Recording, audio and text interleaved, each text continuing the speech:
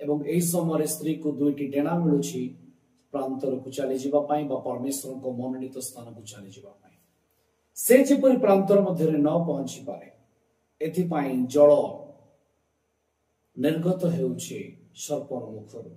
तेबे जल कहिले कौन कौन आमे जेमति बुझुछु सेपरि कौन सर्प पाखरे से सामर्थ्य अछि जे से गोटे नदी को मध्य बोही देई पारे ना।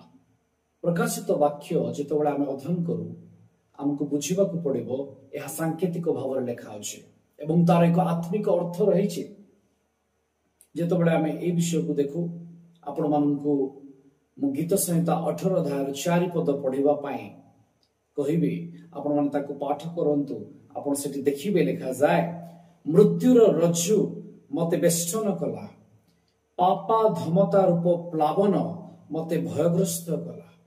यदि आपण इंग्रजी रे देखिबे the sorrows of death compassed me and the floods of ungodly men men अछि सेठी अर्थात अनेक अधर्म व्यक्ति मानकर गोटे ग्रुप को एठी फ्लोड सह तुलना कर दैछि गोटे जल स्रोत सहित तुलना कर दैछि जो माने कि इस्राएल को बुड़े देबा पाई इस्राएल को नष्ट कर देबा पाई सर्प प्रस्तुत करुछि।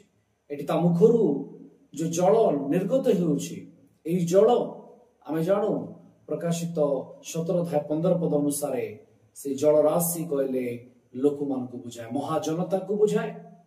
सर्प एक महाजनता को तैयारी करुछि किंतु से माने अनगॉडली मैन अटंती से माने पापाधम मनुष्य अटंती आउ से माने ताको ग्रास करबा पई जाउछंती। जदि आमे आउ गोटे अंश देखिबा गीत संहिता 124 अध्याय 2 रु 4 पद आपण पाठ करिवे सेठी मध्य सेही कथा को उल्लेख करा जाय।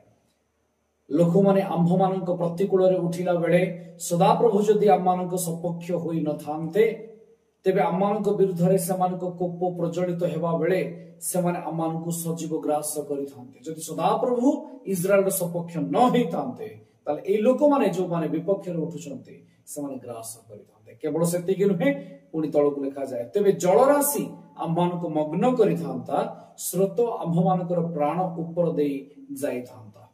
एठी केउ जलर कथा गीत रचयक लेखुचंते एहा हेउछि सेई सर्पर मुखरु निर्गत हेउथिबा जलराशिर एक सांकेतिक चिन्ह अटे।